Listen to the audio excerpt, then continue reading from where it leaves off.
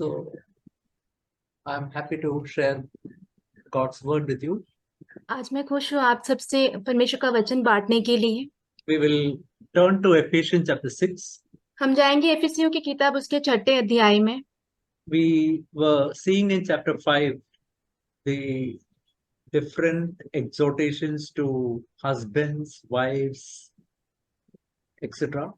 तो हमने 5वें अध्याय में जो है अलग अलग प्रोत्साहनों के बारे में सुना जो कि पत्नियों के लिए था। We have to remember that in order to fulfill these verses, say for example, as a husband, for me to fulfill, as a wife to fulfill, we need to remember Ephesians 5:18. The second part is written, be being filled with the Holy Spirit. तो हमें जो है एक पति और पत्नी के रूप में जो है जो भी आज्ञाएं दिए हैं वो पूरी करने के लिए हमें 5वें अध्याय का जो 18वां वचन उसका दूसरा भाग है उसे जो है पूरा करना होगा। वो है कि पवित्र आत्मा से भरपूर रहना। Just think of that word, be being filled. That means I should be continuous. Holy Spirit filling should not be a date. Okay, that particular day, say 5 years ago, I got fullness of the Holy Spirit. Not every day I have to be filled with the Holy Spirit. तो पवित्र आत्मा की जो भरपूरी है सिर्फ एक दिन के लिए नहीं होता है। ऐसा मान लीजिए कि 5 साल पहले मुझे पवित्र आत्मा की भरपूरी मिली हो, परंतु मुझे उसमें लगातार बने रहने की जरूरत है, पवित्र आत्मा से भरे रहने की जरूरत है।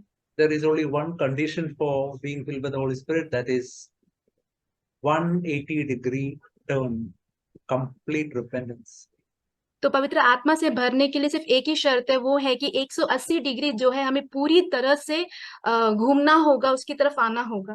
When Holy Spirit comes to our heart, the love of God is poured out into our heart. जब पवित्र आत्मा हमारे हृदय में आती है तो परमेश्वर का प्रेम जो है वो हमारे हृदयों में उंडेला जाता है। That love, that power enables us to love our wives to submit to the husband and so on. और फिर वो जो प्रेम है वो हमें सक्षम बनाता है कि हम परमेश्वर की आज्ञाओं के अधीन हो, हम जो है अपने पति पत्नियों के अधीन हो, उस परमेश्वर की आज्ञाओं पे चलें। We are going to see in chapter 6 exhortations to children, fathers, slaves and masters. तो यहाँ पे इफिसियों के 6ठे अध्याय में हम देखते हैं जो उपदेश दिए गए हैं बच्चों के लिए, पिताओं के लिए और जो स्वामी है, मालिक है, उनके लिए, दासों के लिए। They also need to be filled with the Holy Spirit. उन्हें भी पवित्र आत्मा से भरे रहने की जरूरत है। Even children can be filled with the Holy Spirit. यहाँ तक कि जो बच्चे हैं वो भी पवित्र आत्मा से भरपूर हो सकते हैं। So we have to also remember Ephesians 5:33, the last portion says, let the wife see to it that she respects her husband. हमें ये भी याद करना होगा जो कि इफिसियों की किताब 5वें अध्याय के 33 का जो आखिरी भाग है वो कहता है, और पत्नी भी अपने पति का भय माने। What the husband looks for from his wife is respect from her. तो एक जो पति है वो पत्नी में क्या देखना चाहता है, वो अपनी पत्नी में उसकी प्रति जो आदर है वो देखना चाहता है। And the same way, husband also should respect the wife. उसी तरह जो पति है उसे भी अपनी पत्नी का आदर करना चाहिए। This is seen by children, and next exhortation is the children. If children have to obey that, this has to be seen in the family. और उसके अगला जो उपदेश दिया गया है वो बच्चों को दिया गया है, पर अगर बच्चे परमेश्वर की आज्ञा का पालन करने हैं, माता पिता के अधीन में रहने हैं, तो उन्हें पहले उनके घर में ये जो एक दूसरे को आदर देने की जो बात है वो देखना होगा। See, sometimes we speak certain words in irritation or hard words come out, but children should see that we ask forgiveness to each other and reconcile with each other quickly. कई बार ऐसा हो जाता है कि हम चिढ़ जाते हैं, गुस्से में आ जाते हैं, तो कहीं कटु शब्द हमारे मुंह के द्वारा बाहर निकल जाते हैं, पर हमारे बच्चों को ये देखना चाहिए कि हम तुरंत जो है एक दूसरे से क्षमा मांग लेते हो जो हमने किए उसके लिए। We have to remember, children are not looking for perfect parents, they are looking for honest parents. हमें इस बात को याद रखना होगा कि बच्चे जो है वो सिद्ध माता पिता की ओर नहीं देख रहे, पर जो ईमानदार माता पिता है उनकी ओर देखते हैं। Now we can see chapter 6, verse 1. Children, obey your parents in the Lord, for this is right. Verse 2, honor your father and mother. This is the first commandment with the promise that it may be well with you, that you may live long on the earth. इफिसियों का 6 अध्याय का पहला वचन है, बालकों प्रभु में अपने माता पिता के आज्ञाकारी बनो, क्योंकि यह उचित है। दूसरा वचन, अपनी माता और पिता का आदर कर, यह पहली आज्ञा है, जिसके साथ प्रतिज्ञा भी है कि तेरा भला हो और तू धरती पर बहुत दिन जीवित रहे। See, when it comes to small children, the exhortation is you have to obey the parents completely. जब हम बच्चों की तरफ आते हैं तो उनको ये उपदेश दिया गया, आज्ञा दी गई है कि वो अपने माता पिता के संपूर्ण आज्ञाकारी बने रहें। Colossians chapter 3:20 makes it clear, children, be obedient to your parents in all things. Just look, see that word. Children, be obedient to your parents in all things, for this is well pleasing to the Lord. जैसे कि हम इफिसियों के 3 अध्याय के 20वें वचन में देखते हैं, वहां पे कहा गया है, ये बालकों अपने माता पिता के आज्ञाकारी बने रहो हर एक बातों में, क्योंकि ये परमेश्वर को भाता है। But when we become adults, when we say, for example, person get married, etc., it's not possible. Yeah. जब हम बड़े हो जाते हैं, मान लीजिए कि जो व्यक्ति है उसका विवाह वगैरह हो जाता है, तब Yeah, that time it may not be possible to obey in everything, but children should honor. That is verse 2. Honor your father and mother. That should be there always in our life. जब शादी वगैरह हो जाती है, तब हम माता पिता की सारी बातों में आज्ञाकारी नहीं होना जो है मुमकिन नहीं होता है। पर यहाँ पे जो दूसरे वचन में लिखा गया है कि हमारे माता पिता को हमें हमेशा जो है आदर करना चाहिए। This is, if you go through the 10 commandments, this is one commandment with a promise. अगर आप 10 आज्ञाओं को लेंगे तो यहाँ पे ये जो आज्ञा है एक प्रतिज्ञा के साथ दिया गया है। It is clearly written here. 2 promises are given, that it may be well with you, that you may live long on the earth. तो यहाँ पे आप देख सकते हैं, यहाँ पे 2 जो प्रतिज्ञा है वो दी गई कि तेरा भला होगा और तू धरती पर बहुत दिन जीवित रहेगा। So what will happen if a person does not honor the parents? तो एक व्यक्ति अगर अपने माता पिता का आदर नहीं करता है तो क्या होता है? It will not go well with him. He will not live long on the earth. उसके साथ भला नहीं होगा और वो इस धरती पर बहुत दिन तक जीवित नहीं रहेगा। See, actually this I've seen with my own eye. और ये मैंने अपनी आंखों से देखा हुआ है। See, I know 2-3 families where the children rebel and they ask for bike. They got the bike when they are 20 years old, got it by rebellion. They went and met with accident and died. मैंने ऐसे 2-3 परिवारों में देखा हुआ है जहाँ पे जो बच्चे हैं, 20 बरस के बच्चे हैं, उन्होंने बलवा कर उनको एक बाइक चाहिए थी, उसके लिए मांगा, जिद की और उनको वो बाइक दिया गया और फिर बाद में वो बाइक के द्वारा दुर्घटना से उनकी मृत्यु होता हुआ देखा है। So we can ask ourselves, if it is not going well with us, one possible reason can be, we can ask this question, am I really honoring the parents? अगर हमारे साथ भला नहीं हो रहा है तो हम जो है अपने आप से इस प्रश्न को पूछ सकते हैं अपने आप से, क्या मैं अपने माता पिता का आदर करता हूँ? Till recently my mother was here, even now my mother-in-law is here. There's a word that Lord has spoken to me so many times when I'm looking after them. Honor your father and mother. Speak respectfully to them. तो यहाँ पे अभी मेरी माँ है और मेरी जो सास है वो भी मेरे साथ रहती है, तो हमेशा परमेश्वर ने इस वचन से मुझसे बात की है कि अपने जो माता पिता है उनका आदर करें, उनके साथ जो है सम्मान के साथ बात करें। There are many times when I spoke rudely to her. I asked forgiveness. I don't know how much she understood, but on my part I asked forgiveness. कई बार ऐसा हुआ है कि मैंने उनसे कठोर रीति से बात की है, पर मैंने उसके बाद उनसे क्षमा भी मांगी है, पर मुझे नहीं पता कि उनको कितना तक ये बात समझ में आया, पर मैंने उनसे क्षमा मांगी है। See, it's very important that this is the way we honor Jesus Christ in our life. देखिए ये बहुत ही महत्वपूर्ण है कि इसी प्रकार से जो है हम यीशु मसीह का आदर अपने जीवन में करते हैं। I want to show you few examples of from the Old Testament of मैं आप people who have dishonored their parents, first of all. तो मैं सबसे पहले आपको पुराने नियम में से जो कुछ उदाहरणें दिखाऊंगा जहाँ पे लोगों ने अपने माता पिता का अनादर किया है। First, you know that Noah had 3 children, Ham, Shem, Ham, and Japheth. आप जानते हैं नूह के 3 पुत्र थे, शेम, हाम और याफेत। We read of that in Genesis chapter 9, 20 onwards. Don't turn to that. I'll just, in short, tell the incident there. तो हम इसे पढ़ सकते हैं उत्पत्ति की किताब 9वें अध्याय के 20वें वचन में। हम उसमें जाएंगे नहीं, पर उसमें से जो कहानी है मैं आपको बताऊंगा। What happened is Noah got drunk. This is after the flood, after they came out of the ship. Noah got drunk and he was lying naked on his tent.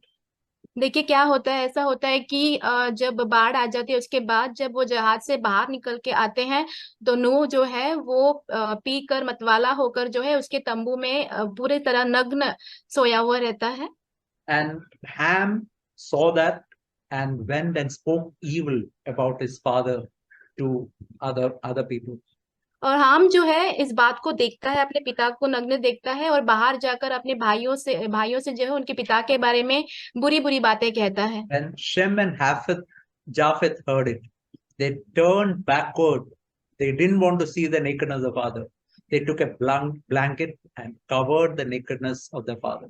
जब शाम और जाफेद ने इस बात को सुना उसके भाई से, तो उन लोग क्या करते हैं, वो अपने पिता का नग्नता नहीं देखने के लिए पीछे मुड़ जाते हैं और एक कपड़े से उनके पिता को ढांप देते हैं वो। And when Noah heard it, he blessed Shem and Japheth and cursed Ham. और जब नूह को इस बात का पता चलता है तो वो हाम को श्रापित करता है और शाम और जाफेद को जो है आश्रित करता है। You know, from Shem came Israelites, the blessed nation. हम जानते हैं शाम के द्वारा जो है इज़राइल आता है, जो कि आश्रित एक राज्य है। From Ham came Canaanites, Hittites, Jebusites, Ammonites, all these people. और हाम के द्वारा जो है काना के लोग और जो अमोनी और बाकी सारे जितने भी जाति के लोग हैं वो उत्पन्न होते हैं। Israelites went to that nation, Canaan, the country of Canaan, and they killed all of them.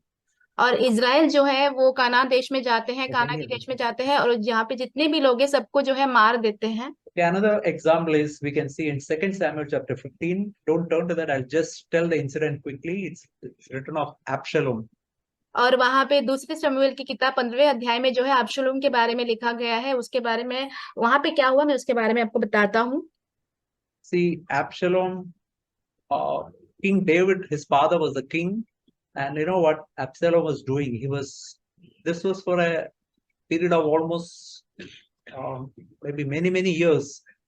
Many people came to David to get justice for their cases. तो हम जानते हैं अबशलोम जो है दाऊद राजा का बेटा होता है और कई वर्षों तक दाऊद के पास लोग जो है न्याय करने के लिए कुछ बातें लेके आते हैं। Absalom will call them and he will tell them your case is right. If I would have been there, I would have given a right judgment. Like that, he stole the heart of people away from David to himself. तो वहां पे हम ये देख पाते हैं कि Absalom जो है, जो दाऊद के पास लोग जो जाते थे न्याय करने के लिए उनकी बातों को लेकर, तो वो उन लोगों को ऐसा कहता था कि अगर तुम मेरे पास आए होते तो मैं तुम्हारा जो न्याय है वो सही तरीके से कर पाता था, तुमने जो किया है वो सही है। ये ऐसे सब बातें कर कर दाऊद से उनके मन को हटा देता था। And like that, he gathered the whole nation towards him, drove out David, his father, and he established himself as king. और वो ऐसा करते करते वो क्या करता है, पूरे जो इज़राइल का साम्राज्य है सबको अपने पास कर देता है और दाऊद को जो है उसके कारण जो है वहां से भागने की जो अवस्था है वो आ पड़ती है। वो उसके पिता के साथ इस प्रकार करता है। It's very clear. He dishonored his father, brought dishonor to the name of Jesus. तो यहाँ पे बहुत स्पष्ट हम देख सकते हैं कि उसने अपने पिता के नाम का नादर किया और उसने यीशु मसीह का नादर किया है वहां पे। And what happened to him? There was a war between forces of David and forces of Absalom.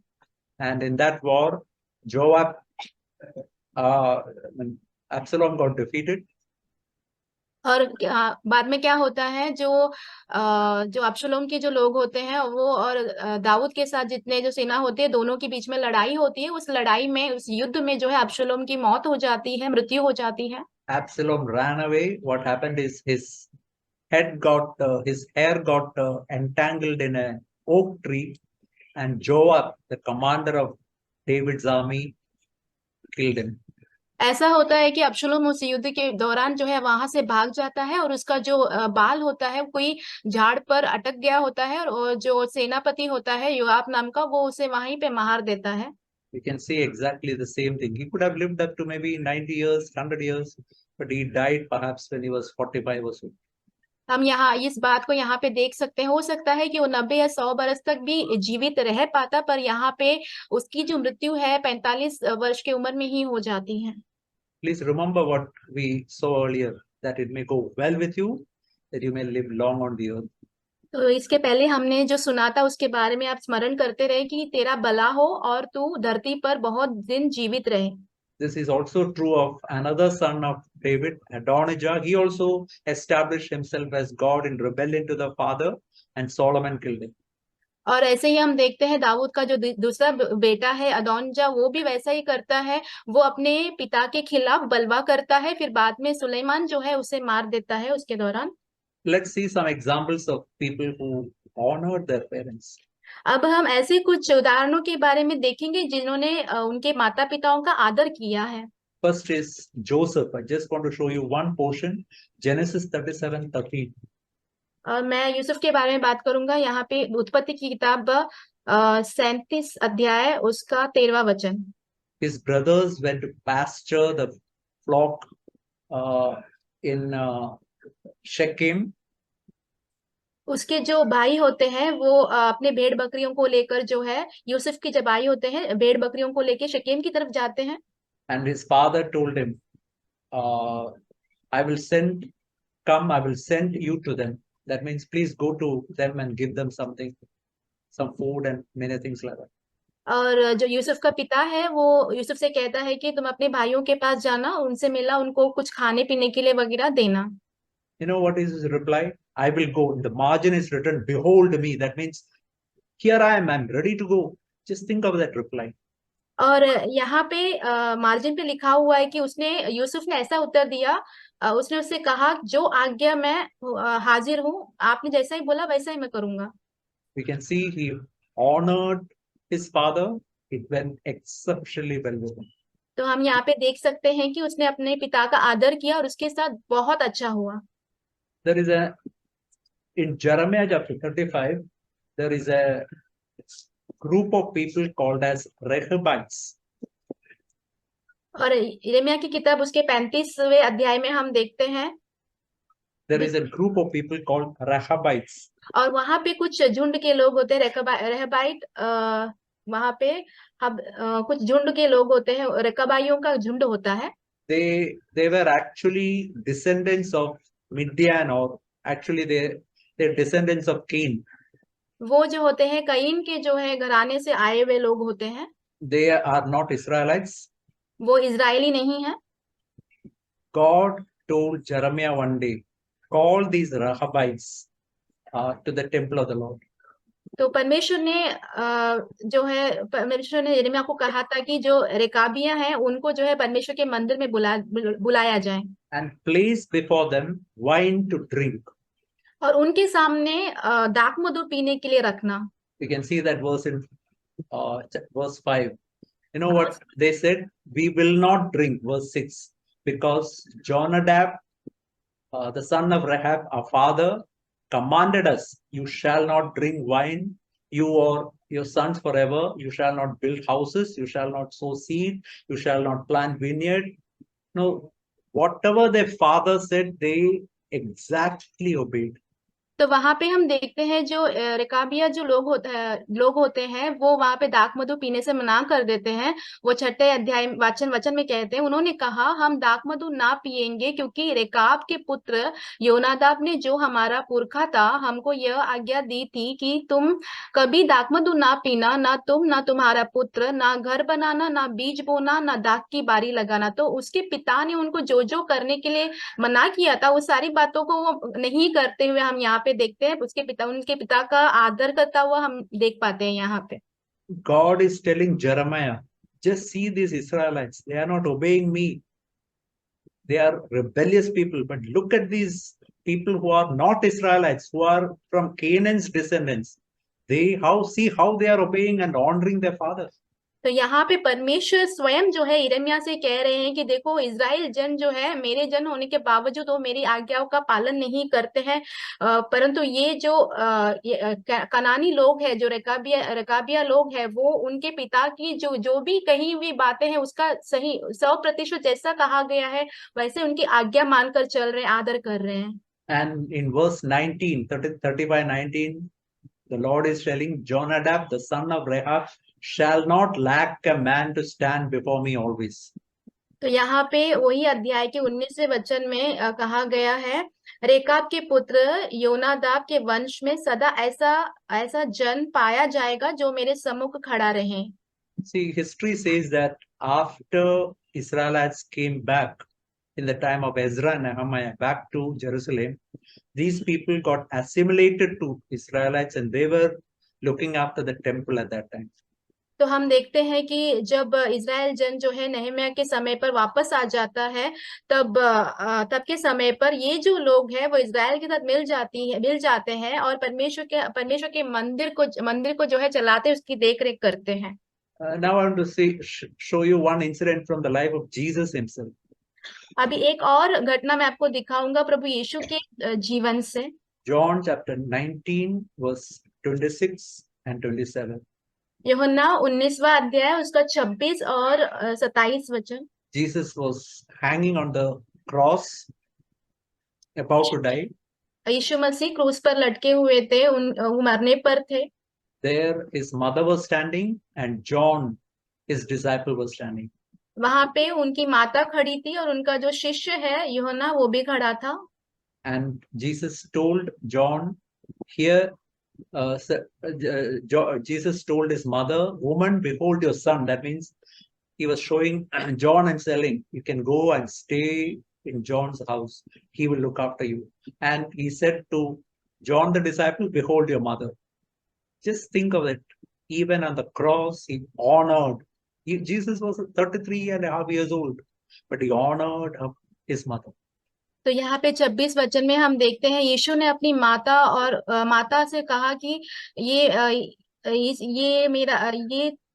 अपनी माता से कहा कि ये नारी देख ये तेरा पुत्र है। प्रभु उनसे कह रहे हैं कि तुम जाकर यूहन्ना जो है उनका शिष्य है उनके साथ रहने के लिए, और यूहन्ना जो है उनका देख रेख करेगा। यहाँ पे 33.5 वर्ष के जो यीशु मसीह है उस क्रूस पर लटके हुए भी हम देखते हैं कि वो अपने माता का आदर करते हैं और उनके बारे में सोच रहे हैं, इतना सम्मान दे रहे हैं उनको। Just want to show you how God looks at rebellion from the children with such hatred. Now, these verses in the Old Testament will show us what is God's attitude when a child is rebellious. तो ये जितने भी पुराने नियम के जो वचन है वो हमें दिखाता है कि जब बच्चे जो है अपने माता पिता की ओर बलवा करते हैं तो परमेश्वर उनके प्रति परमेश्वर का जो बर्ताव है, रवैया कैसा होता है वो हमें दिखाता है। In Deuteronomy chapter 21 verse 18 onwards is written, if a man has a stubborn and rebellious son who will not obey the father or the mother, when they chastise him, he will not listen to them. His father and mother shall seize him, bring him to the elders, and is written they should stone him with stones and he should die. हम देख सकते हैं व्यवस्था विवरण 21वें अध्याय के 18 वचन से लेके, यदि किसी के हठीला और दगेत बेटा हो जो अपने माता पिता की बात ना माने किंतु ताड़ना देने पर भी उनकी ना सुने, तो उसके माता पिता उसे पकड़कर अपने नगर से बाहर फाटक के निकट नगर के सियानों के पास ले जाए और वे नगर के सियानों से कहे कि उसे बेटा हमारा, यह बेटा हमारा हठीला और दगेत है, यह हमारी नहीं सुनता, यह उड़ाऊ और पियक्कड़ है। See, that's just an incident to show us. We can see the heart of Jesus, heart of God, how much He hates rebellion. तो यहाँ पे जो है परमेश्वर का हृदय जो है हम देख सकते हैं कि कैसे परमेश्वर जो है बलवा करने से घृणा रखते हैं, नफरत करते हैं। Now we can see in chapter 6 verse 4, it is the exhortation to the fathers. Fathers, do not provoke your children to anger, but bring them up in the discipline and instruction of the Lord. हम जो है यहाँ पे चौथे वचन पे देख सकते हैं जो पिताओं के लिए जो उपदेश है या आज्ञा दिया गया है, और हे बच्चे वालों, अपने बच्चों को रिस न दिलाओ, परंतु प्रभु की शिक्षा और चेतावनी देते हुए उनका पालन पोषण करो। So whose responsibility it is to discipline their children and to give instruction from the word of God to the children. तो यहाँ पे किसकी जिम्मेदारी होती है कि अपने बच्चों को वो शिक्षा दे या अनुशासित करे और परमेश्वर के वचनों के द्वारा चेतावनी दे, वो किसकी जिम्मेदारी है? It is the responsibility of the father. ये जो कर्तव्य है वो एक पिता की है। Don't tell, okay, Sunday school teachers will teach the children. They will do that work. When we will take our children to the church, the elder will teach. They will learn like that. Don't tell like that. It's the responsibility of the father to do that. तो आप ऐसे मत कहिए कि अगर जब हम कलीसिया में जाएंगे तो कलीसिया के जो प्राचीन है या तो फिर संडे स्कूल टीचर्स है, शिक्षक है, वो लोग उनको पढ़ाएंगे, वहां से वो लोग सीख लेंगे। ऐसे मत कहिए, क्योंकि ये जो जिम्मेदारी या कर्तव्य जो होता है वो एक पिता का होता है। See, if the father is not doing, the mother should do it. अगर एक पिता इस काम को नहीं करता है तो माता को करना चाहिए। See, we have to remember, it's the father's responsibility to punish the children also. हमें ये बात भी स्मरण करना होगा, एक पिता की जिम्मेदारी होती है कि वो अपने बच्चों को ताड़ना भी दे। We should not punish the children for getting low marks. That is not the thing for which they should punish. और हमें जो है बच्चों को जो परीक्षाएं होती है उसमें कम अंक आने के लिए उनको ताड़ना नहीं करना चाहिए, क्योंकि इस बात के लिए उनको शिक्षा जो है उनको ताड़ना नहीं देना चाहिए। We have to punish when they tell lies and also when we see disobedience and rebellion in the house. और जब हमें उनको ताड़ना कब देनी चाहिए? जब वो झूठ बोले या तो फिर हम ऐसे देखने मिले कि हमें कि वो घर में अनाज्ञाकारी हो रहे हैं, बातों को नहीं मान रहे, तब हमें उनको ताड़ना देनी चाहिए। If they speak harshly, rudely, we have to correct them. जब वो कठोर रीति से बात करते हैं और बहुत ही सख्त बात करते हैं तो हमें उन्हें सुधारना है। We can just see this word in Genesis chapter 18. हम इस वचन को देख सकते हैं उत्पत्ति की किताब 19वें अध्याय में, Verse 19. उसका 19वां वचन। It's written, God is telling, I have chosen Abraham in order that he may command his children and his household after him to keep the way of the Lord by doing righteousness and justice, in order that the Lord may bring upon Abraham what he has spoken about him. और उत्पत्ति 19वां अध्याय उसका 19वां वचन, देख तेरे दास पर तेरी अनुग्रह की दृष्टि हुई और तूने इसमें बड़ी कृपा दिखाई कि मेरे प्राण को बचाया है, पर मैं पहाड़ पर भाग नहीं। 19 ब्रदर 18:19. सॉरी 18:19. ओके। उत्पत्ति 18वां अध्याय उसका 19वां वचन। क्योंकि मैं जानता हूं कि वह अपने पुत्रों और परिवार को जो उसके पीछे रह जाएंगे आज्ञा देगा कि वे यहोवा के मार्ग में अटल बने रहें और धर्म और त्याग करते रहें, न्याय करते रहें, इसलिए कि जो कुछ यहोवा ने इब्राहिम के विषय में कहा है उसे पूरा करें। See, it's very clearly written, I've chosen Abraham for this purpose, that he may command his children. तो यहाँ पे बहुत ही स्पष्ट रूप से लिखा गया है कि मैंने अब्राहम को इसीलिए चुना है ताकि वो अपने बच्चों को आज्ञा दे। And he did that properly. और उसने वो सही रूप से किया भी। We can see in some verses in Proverbs chapter 22 verse 6. हम और एक वचन देख सकते हैं नीति वचन 22वें अध्याय उसका 6वां वचन। train up the child in the way he should go, even when he is old, he will not depart from it. लड़के को शिक्षा उसी मार्ग की दे जिसमें उसको चलना चाहिए और वह बुढ़ापे में भी उससे उससे ना हटेगा। That is an amazing word. If parents train up the children in the right way, it's written, even when they are old, they will go in that particular way only, in the Lord's way only. तो यहाँ पे बहुत ही अद्भुत से शब्द लिखे गए हैं कि अगर माता पिता अपने बच्चों को जो है सही मार्ग में जाने की शिक्षा देते हैं, तो अगर वो बूढ़े भी हो जाएंगे तभी भी वो जो है उस मार्ग से हटेंगे नहीं, परमेश्वर के मार्ग में चलते ही रहेंगे। I've heard Brother Zach telling that, you can see in these Marwadis how they train the children. You can see in Mumbai markets. I've seen some 10-year-old children, how shrewd they talk, and the parents train them so well so that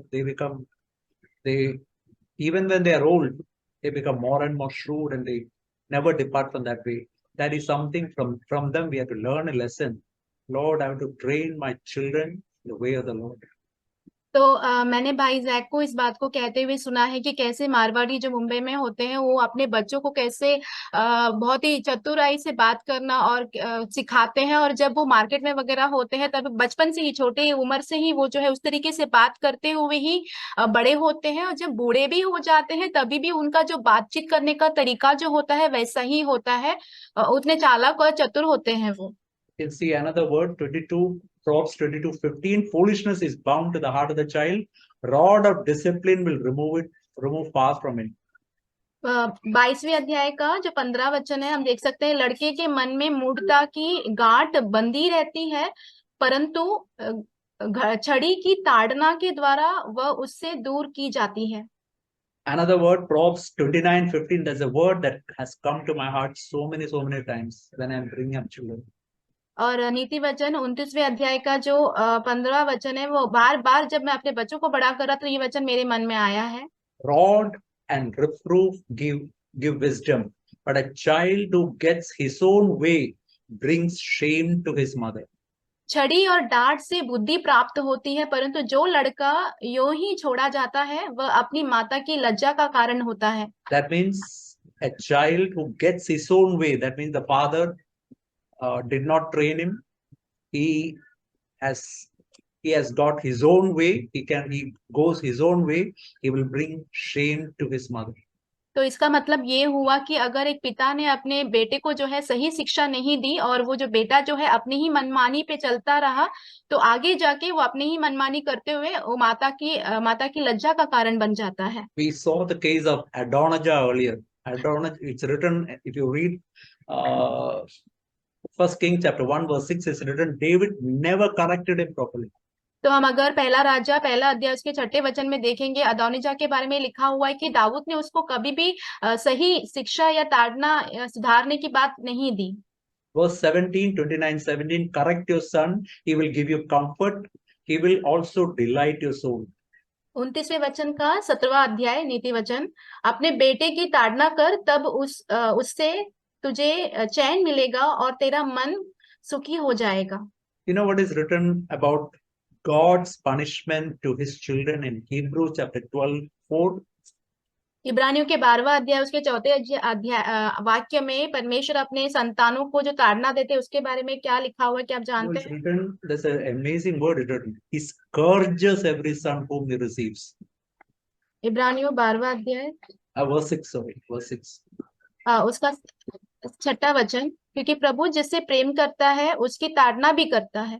Scourge is somebody said it's a whipping. That is the way Jesus was whipped. That means heart beating. That's the meaning. तो यहाँ पे जैसे कि यीशु मसीह पर कोड़े लगाए गए थे, वैसे ही जो है कोड़े लगाया जाता है। See, I've heard a story of a teacher in a class. मैंने एक कहानी सुनी, एक क्लास में जो शिक्षक था उसके बारे में। Teacher asked a question one day. 40 children were there. Nobody knew the answer. और उस शिक्षक ने 40 बच्चों से सवाल पूछा, एक भी बच्चे को उसका उत्तर नहीं पता था। So the teacher said, all of you one by one you come. I'm going to give you beating. तो शिक्षक ने कहा कि एक एक करके मेरे सामने आओ, मैं सभी को एक एक मार देने वाला हूँ। So that teacher was very kind, compassionate teacher. So very gently she beat each one of them. तो वो जो शिक्षिका थी बहुत ही दयालु, बहुत ही प्रेम से भरी हुई एक शिक्षिका थी, तो वो जो है बहुत ही कोमलता से वो एक एक को ताड़ना देती है धीरे से। So 20 students got over, 30 students got over, 35 got over, 40 got over, still there is a line. और 20 बच्चे हो गए, 30 बच्चे हो गए, 40 बच्चे हो गए, फिर भी वहां पे एक लंबी कतार थी। What happened is the first child who got the beating went back to the queue and again stood. क्या ऐसा हुआ कि जो पहला बच्चा जिसने मार खाया था वो जो है उस कतार में पीछे जाके वापस से खड़े हो जाता है। So what we have to learn is when we are beating, we have to beat hard. तो Don't इससे need this. There is no use giving this mild beating. तो इससे हमें क्या सीख मिलती है कि जब हम मारते हैं तो हमें बहुत ही सख्त रूप से मारना चाहिए, धीरे से कोमलता से नहीं मारना चाहिए। Just one more incident we can see in 1 Samuel chapter 7. और एक घटना हम देख सकते हैं पहला शमूएल उसके 7वें अध्याय में। Here is written of Samuel. यहाँ पे शमूएल के बारे में कहा गया है। If you read Samuel, 1 Samuel chapter 7, 16 and 17, he is written of Samuel that he used to go annually on a circuit from Bethel to Gilgal to different places in Israel. तो यहाँ पे पहला शमूएल 7वें अध्याय उसके 16वें 17वें वचन में हम पढ़ सकते हैं कि वो प्रति वर्ष जो है बेतेल और गिलगाल और मिस्पा में घूम घूम कर उन सब स्थानों में इजरायलियों का न्याय करता था। And in verse 8 is written, Samuel was old, he appointed his children as judges. और 8वें वचन में हम पढ़ सकते हैं जब शमूएल बूढ़ा हो चुका था तो उसने अपने बच्चों को जो है न्यायों के रूप में वहां पे बिठाया। And in verse 3 is written, the children, his sons, did not walk in his way, but turned aside dishonest gain, took bribes and perverted justice. तो तीसरे अध्याय में हम पढ़ सकते हैं कि जो शमूएल के बच्चे होते हैं वो परमेश्वर के सही मार्ग में नहीं चलते हैं, वो जो है ईमानदार नहीं होते, बेईमान होते, परमेश्वर के मार्ग से भटके हुए चल रहे होते हैं। What is the reason why children turned away from the Lord? यहाँ पे उनके शमूएल के जो बच्चे जो है प्रभु से भटक क्यों गए, दूर क्यों हो गए?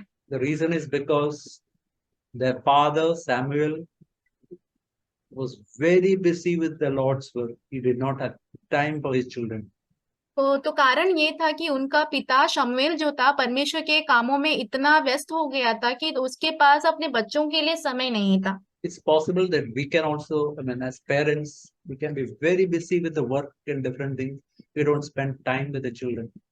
ये हमारे साथ भी हो सकता है। हम माता पिता होने पर जो है हम बहुत चीजों को लेकर इतने व्यस्त हो जाते हैं कि हमें हमारे बच्चों के लिए समय नहीं मिल पाता है। Verse 5, slaves, be obedient to those who are your masters according to the flesh, with fear and trembling and sincerity of your heart as to Christ. और 5वें वचन Ephesians 6:5. इफिसियों 6वें अध्याय का 5वां वचन, हे दासों, जो लोग शरीर के अनुसार तुम्हारे स्वामी हैं, अपने मन की सीधाई से डरते और कांपते हुए जैसे मसीह की वैसे ही उनकी भी आज्ञा मानो। It's an amazing word. When I was working, see, slaves, we have to remember, those days were slaves. Today it's referring to all workers in offices, schools, colleges, wherever it is. तो उन दिनों में पुराने जमाने में ये जो है दास हुआ करते थे, पर आज के जमाने में हम देखते हैं कि जितने भी लोग दफ्तरों में काम करते हैं, स्कूल में, कॉलेजेस में, कहीं भी हमारे काम की जगहों पर हम होते हैं, उसके बारे में है। This is a word that has come powerfully to my heart. It's written, with fear and trembling in sincerity of heart, as to Christ you have to work. तो ये जो वचन है मेरे मन में बहुत ही अद्भुत रीति से आता है कि जैसे लिखा हुआ, अपने मन की सीधाई से डरते और कांपते हुए जैसे मसीह की वैसे ही उनकी भी आज्ञा मानो। What we see today among, I know when I was working, there was rebellion, backbiting, speaking evil of the boss. Now we should not join with them. तो मैं याद करता हूँ, जब मैं काम कर रहा था तो मैंने देखा है कि वहां पे पीठ पीछे बातें होती है, चुगली होती है, बलवा करते हैं, बुरी बुरी बातें कहते हैं अपने मालिक के विषय में, बॉस के विषय में, ये सारी बातें चलती रहती है, परंतु हमें वैसे नहीं करना चाहिए। Yeah, I think it's already 7:50. I wanted to go up to verse 8. I cannot. The remaining verses we can see in the next week. जो बाकी के जो वचन है हम अगले हफ्ता देखेंगे क्योंकि समय नहीं है।